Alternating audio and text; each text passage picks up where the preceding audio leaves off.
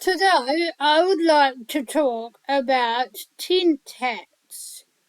Having had my experience of homelessness and addiction, I would like to share some sleeping rough um, tips with, if you ever, wherever you're watching this from in the world. Um, so the number one tip if you're living in a tent is to get the footprint off the ground. And you can do this in several ways. You can more than likely get several air mattresses and pump them up consistently, but um, unless it's like quite a thick air mattress, I would not recommend doing that. However, what I do recommend you do is the gym mats, the rubber gym mats that you get from the gym, right? That are made to cushion your blow when you're out doing your aqua whatever. And you put these gym mats between your tent and your pallet.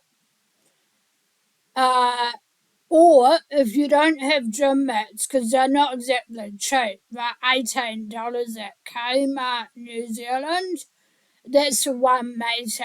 And if you're living in a lotus bell, the footprint's quite a big footprint. So, I'd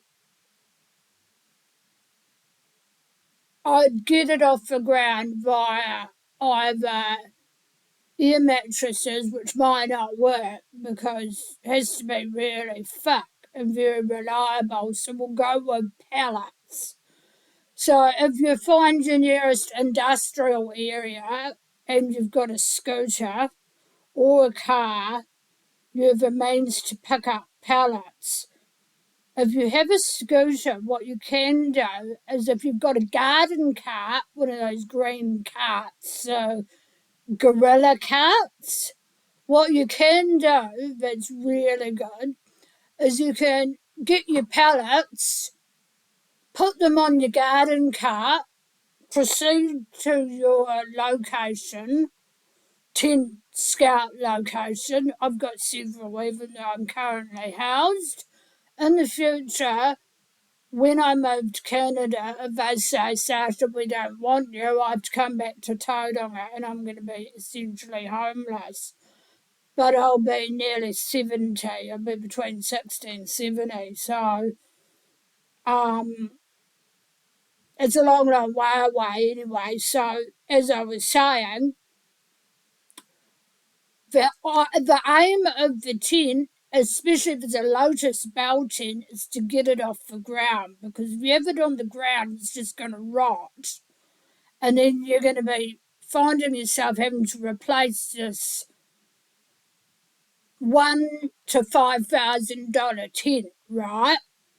So the other trick, of course, is you've got rubber mats, but they're not cheap, but they live forever and they're UV resistant. The cheapest way is to go down to the nearest carpet place that recycles underlaying carpet and to scavenge in the bins, dumpster dive. You will find underlay often that's in quite good condition. It's not all bubbly like the shit that when I took the carpet up, that was in this lounge that was absolutely fucking revolting. Um, Underlay. So what happens is the carpet company gets rid of the underlay regularly. They get rid of it when they replace the carpet, because people do their carpet supposedly every 10 to 20 years, and it costs on average between 11 and $22,000. But anyway, back to the tent.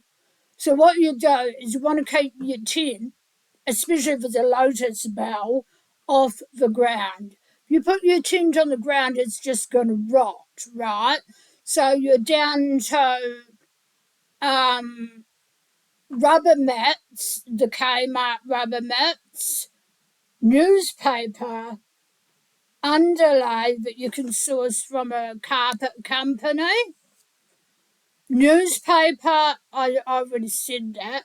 Corflow, real estate signs. Your nearest real estate agent, if you run round all of them or go around them all, you can find real estate signs.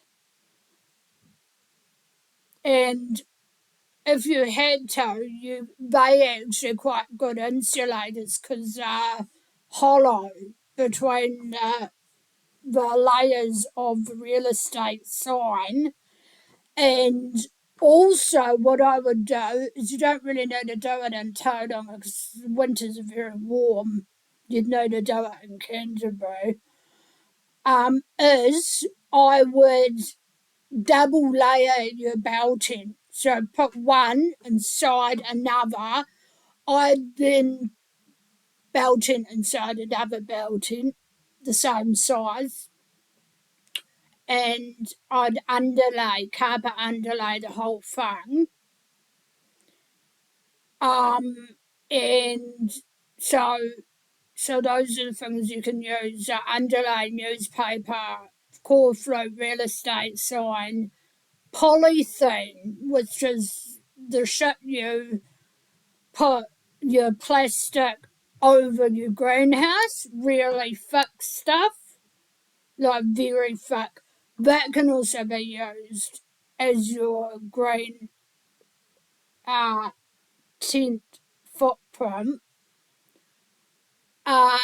Or I would even say if you could get hold of multiple mattress toppers, that would cushion the bell tent. So every time you walked in there, you'd have quite a cushy kind of feel. Because let's be honest, I will not, when I move to Canada and they say we don't want your show, because there's a high chance they're going to not want me.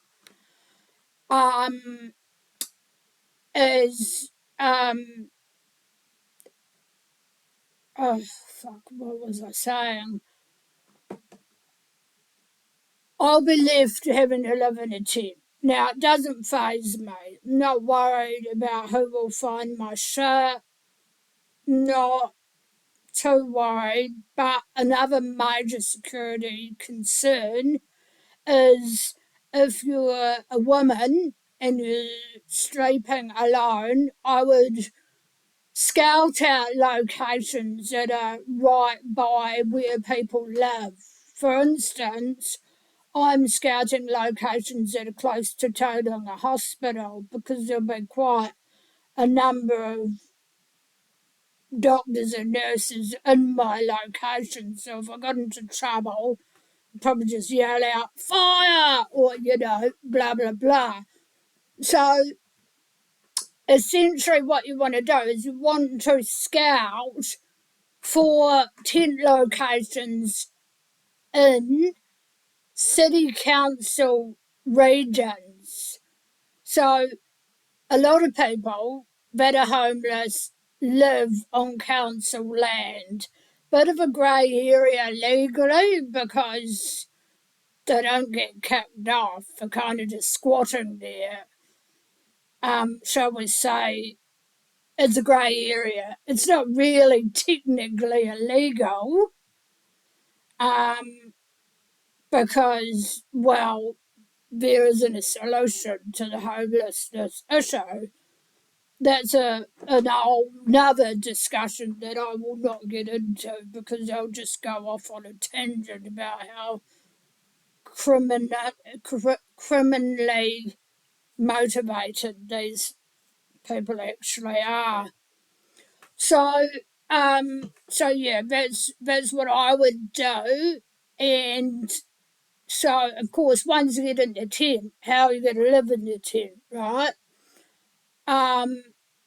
Well, generators aren't that good, so I'm going to have deep cycle batteries and not lithium ion, because lithium ion don't live very long. They only live between 2 and 6 years. So they've got these lithium new batteries that are not lithium, another battery, deep cycle battery, and they last 6 to 10 years. So you won't have to worry every 5 or 6 years, oh, my battery's dead, I've got to replace my expensive battery panel. So,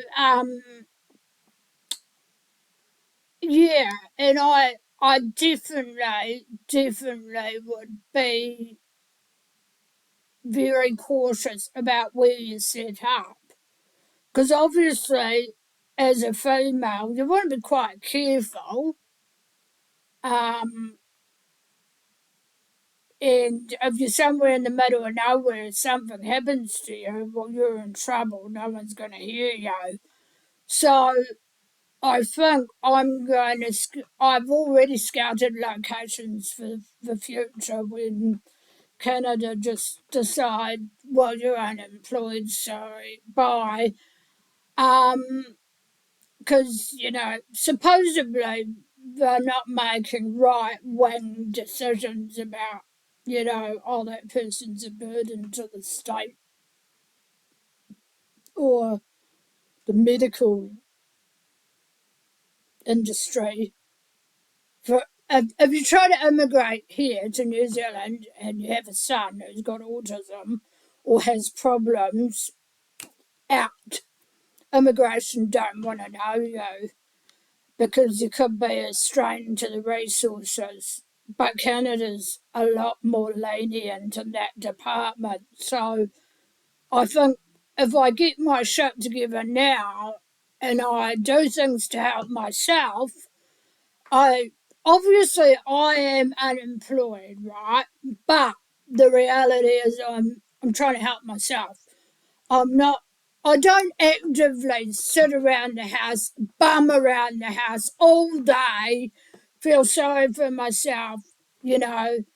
Um, I have had a very horrific life. I'm not going to understate that, and I'm not going to get into that in this video. But I get out there, I sell my plants. I'm going to be selling my sublimation images for decor and earrings, or like cool fascinators made out of lamination. So I've always got like these entrepreneur ideas, right? So I think it just because of the way that I operate, I'm always thinking of these ideas. And I'm currently in the process of learning about digital marketing. So, anyway, so my point is back to the tent, and where I just went rambling. So, I also think that the way to secure your tent would be it will look really hoary, like it will look like Slumdog, but that doesn't matter.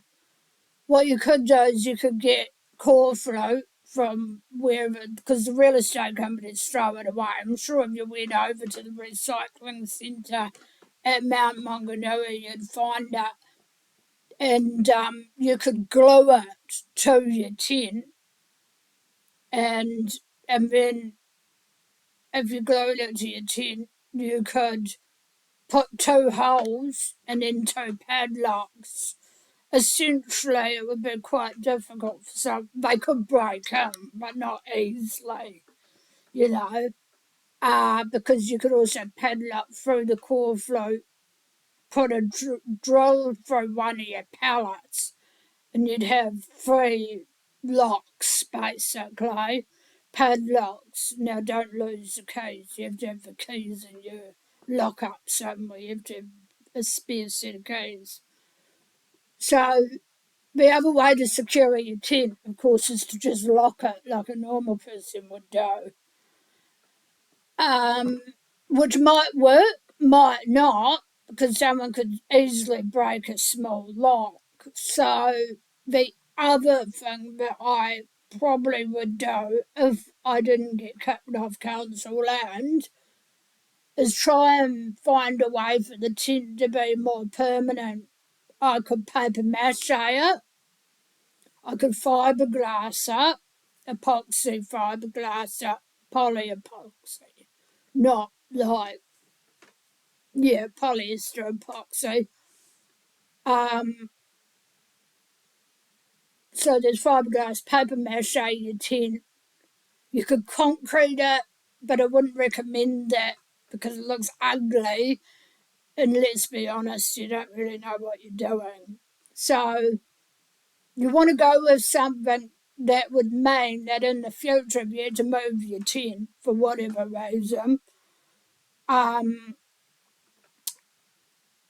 you want to go with something that's you're gonna be able to move your tent if you in the future want to move that. You also, if you're going to make the tent secure and you're going to epoxy the core float to the tent, I would definitely recommend like if you can hot glue gun the core float to the tent, because essentially if you ever need to take the core float off the tent, you just simply get acetane or nail polish remover and you put it between the tent and the core float, right? So essentially you're just making it so the tent can pack down and you can move it away or whatever the hell you're going to take a 18 square metre bell tent. Yeah, you could fit everything but the kitchen sink in it. And so that's what I do, right? And I'd put some of my valuables in storage just because, just a little small amount of stuff. Like you can buy like wardrobe storage units. Um, and yeah, so those are just my tent hacks. Um, and of course, there's some people sleeping rough when it's snowing in the US or whatever. They use mink blankets and wool blankets. In fact, you can even buy USB powered um,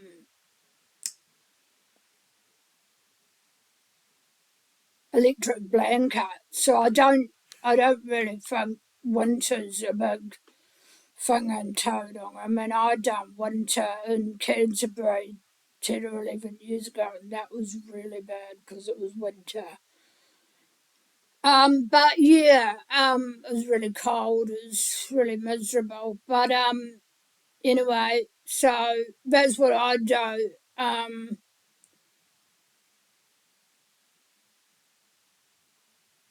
Yeah, that's just what I do. So you want to make it so it's set up semi-permanent, but not permanent, obviously, because you still need to be able to move it.